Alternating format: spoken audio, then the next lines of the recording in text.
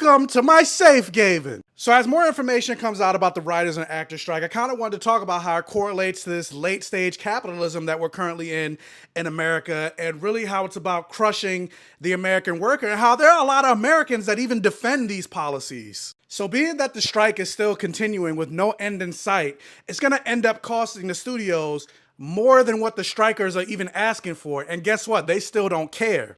Because according to Discussing Films, Netflix CEO Ted Sarandos is reportedly concerned that if they give a fair deal to writers and actors in the US, that will set a precedent for writers and actors in other territories to ask for fair deals.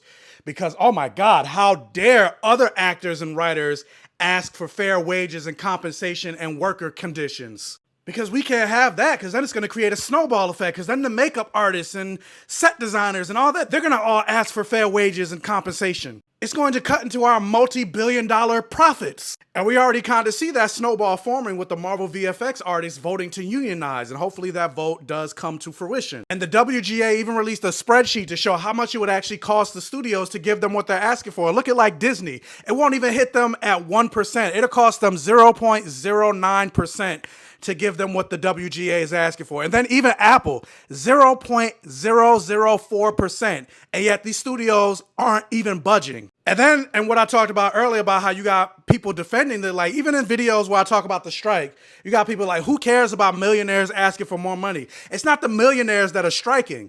It doesn't affect them. It's the people that are really below the poverty line. The majority of people that make the Hollywood machine run, writers, actors, set designers, etc., they're not all The Rock, Ryan Reynolds, Robert Downey Jr., etc. Most actors don't even make enough to qualify for SAG health insurance, which I think is like $30,000 a year. And it's the same people and same discussions when it comes to increasing the minimum wage for people in America with other jobs. The people like, oh, why should McDonald's have to pay somebody $20 an hour just to flip a burger? It's like, I'm sorry, y'all do know that wages have shot up, especially within the last 2 years. With the exception of Puerto Rico, nowhere on this map of the United States can you afford a 2-bedroom apartment making a $15 minimum wage. In New Jersey alone, which is where I live, it says you have to make an average of $33.50 just to be able to afford a 2-bedroom apartment. So let's say for a 1-bedroom, you probably got to make close to like $28 an hour, because 1-bedrooms are not that much cheaper. So the government talking about, oh, fight to increase the minimum wage to $15 an hour. Like $15 an hour was cute in 2008.